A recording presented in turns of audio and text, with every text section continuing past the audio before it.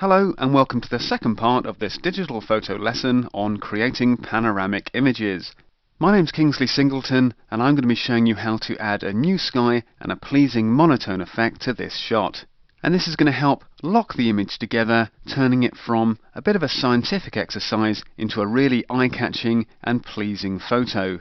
So if you completed the first part of this tutorial, you'll have seen how we created this panoramic image, stitching 3 different layers together in Photoshop or Elements and coming up with this interesting view of New York's Chrysler Building. And we're going to stay with the layers palette using an adjustment layer to add our monotone effect. So with layer 4 highlighted, come down to the bottom of the palette and click on this half black and half white circle. Hold the mouse button down and you'll get a list appear. And this gives us a choice of the different adjustment layers we can add. In this case, we're going to pick the one called Hue Saturation. And when you release the mouse button, it'll appear on screen.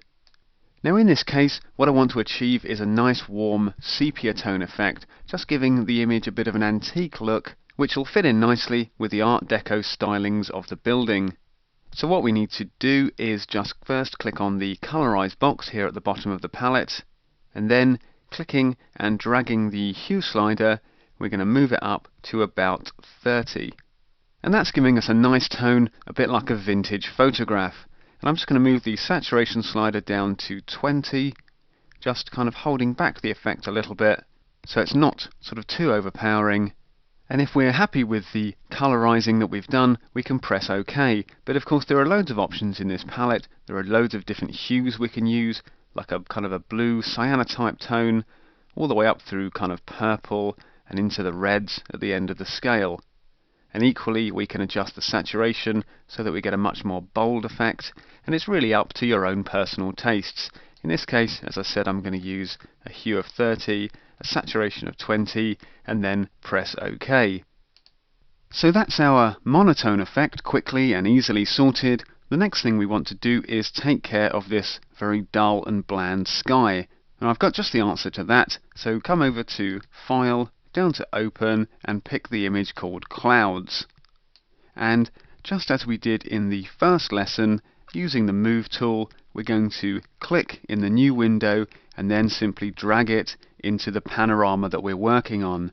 When you do that, you'll see the little plus sign appear next to the cursor. So release the mouse button and it'll drop in. And once that happens, you can close down the original and then click and drag on the layer to get it roughly into position. Now as you can see in the layers palette, our new cloud layer has come in above the hue saturation adjustment layer, which means it isn't being affected by it. But to fix that, all we need to do is click on layer 5 and drag it down the layer stack so that it sits below the hue sat adjustment layer. Release the mouse button and you'll see that the toning we did is now applied. Everything underneath the hue sat layer is being affected by the values that we used. Next up, we just need to resize the layer a little. So to do that, I'm going to hold the Shift key before I drag on one of these corner handles, then just click and move it in so that it's filling the width of the picture. Clicking inside the bounding box to just drag it around. And of course, using these corner handles, we can do pretty much what we want with the sky. We can rotate it by clicking outside the corner. We can even take one of these edge handles and bring it all the way over so that we reverse it. Whatever you want really, and looking at the lighting that's on the building, probably a reversed version is going to work quite nicely because that's the way the sun is hitting that sky.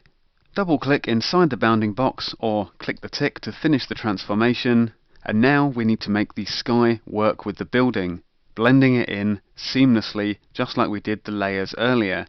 And to do this, we're just going to click where it says Normal in the Layers palette and come down to Multiply. Press that option, and now we get a blend of the two. We can see a bit of the building and a bit of the sky. And what we're going to do now is use the Eraser tool in the same way as we did on these previous layers, just to soften the edge and tie the two together in what we hope is going to be a photorealistic way. So to get a good look at it, we're just going to zoom in nice and close, and then starting off with a large brush of around 300 pixels or so, a hardness of 0, so it's got a nice soft edge, and an opacity of 100, and then just start clicking and erasing the parts where the sky is running over the top of the building. We don't want to get too close to the top of the building just yet, because when we do, we're going to drop the opacity down to about 20%, and just to ensure we get a nice even join between the two, we're just going to run that over the edge there a couple of times, and finally enlarge the brush up to quite a big brush, about 600 or 700 pixels, drop the opacity even further down to about 10%, and then just bring one last sweep over that skyline, and as you can see, we end up with a really nice looking believable join. We'll just zoom out again to see our handiwork there, and it could probably do with another couple of passes of that 10% eraser, just softening the blend between the sky and the building, and that's starting to look like a really nice black and white sky. Of course, if you want to, you can keep dropping the opacity, just blending it in little by little, softening the join until you've got something that you're really happy with. Okay, well that's looking pretty good to me, so what we're going to do next is come up to Layer and down to Flatten Image. Now before we do this, you might want to save the file you've been working on as a Photoshop document so that you can return to it at a later date and you'll have all your separate layers intact. And this helps if you kind of look at the image after you've flattened it and wish you'd changed something. It always helps to keep a multi-layered document of this kind of project. I'm just going to hit Flatten Image, which is going to collapse all of these layers into a single background layer, and then we can get started on the final step, which is using the dodge and burn tools to increase the contrast and bring out all of that lovely Art Deco detail. So first we'll just click on the burn tool here in the toolbox, and we've got a brush size of 600 pixels, which I'm just going to increase to about 900 pixels. Really quite a big brush there. Make sure that the range is set to shadows and the exposure is set quite low, around 2 or 3%, and then we'll click back on the image and we'll start rubbing the burn tool over the doorway here, and you can see as I do that the shadows are increasing and the image is looking a lot more detailed. I'm just going to zoom in actually a little bit so we can get a good look at what we're working on. Just continuing to use the burn tool there so that we get a good range of highlights and shadows, and especially as we work up the building, we can bring out a lot more of this brickwork, showing it off in a really nice way. So we'll just keep working the burn tool over the top of the building here, just making it a lot more contrasty, and we'll apply it to the sky as well, just darkening it off towards the top and making those fluffy clouds stand out against it. Once you've done all of the burning that you want to do, move back up to the top of the image and we'll hold the mouse button down on the burn tool there, bringing up the little menu, and we'll pick the dodge tool, and once again increase the size of the brush up to around 800 or 900 pixels, set the range to highlights this time, and once again take a look at the exposure and make sure that it's nice and low. Once again we're going to run it over the clouds, so we're going to make them a little bit more white and fluffy, and then continue to run it down the building, just making those 3/4 tones a little bit lighter. But mainly when we get to the bottom of the picture, we're going to do some work on these beautiful Art Deco doors, really making them stand out because they're kind of going to be the focal point of the picture really. And just keep working away until you bring out all of that lovely detail. You might find that as you're doing the dodging and burning that you actually want to switch between the tools, just bringing in a little bit of darkness around the edge there, which is going to draw our attention more onto those doors. And you may also notice that after applying the hue and saturation toning effect, that the dodge and burn tools can interfere with the toning that you've got. So when you're actually finished with your dodging and burning, it's a good idea just to return to the hue and saturation palette we're just adding another hue saturation adjustment layer there, clicking the colorize box again and adding the values that we did before. That's hue of 30, saturation of 20, and clicking OK.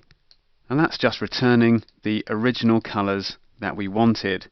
So we'll come out to a full view again now, and we'll just come up to layer and down to flatten image again to combine our hue saturation adjustment layer with the background layer, and then finally come up to filter, down to sharpen and pick unsharp mask.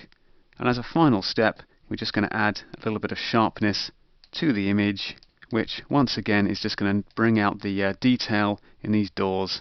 Bring the amount down to 100%, set the radius to 1 pixel, and we'll bring the threshold down to 2 pixels. And that's just adding a little bit of extra clarity. Hit OK, and that's our vertical panoramic project completed. We've taken 3 separate shots of the same building and we've stitched them into a single panoramic image. We've tied it all together with a nice, subtle, monotone technique, added a much more interesting sky, and we've come up with a really pleasing final result that'll look great in your portfolio or hanging on your wall. So give it a try with the start images provided, but better yet, make sure you go out, take a few shots of the same building or the same landscape, stitch them together, and you'll see how easy it is and what fantastic images you can create.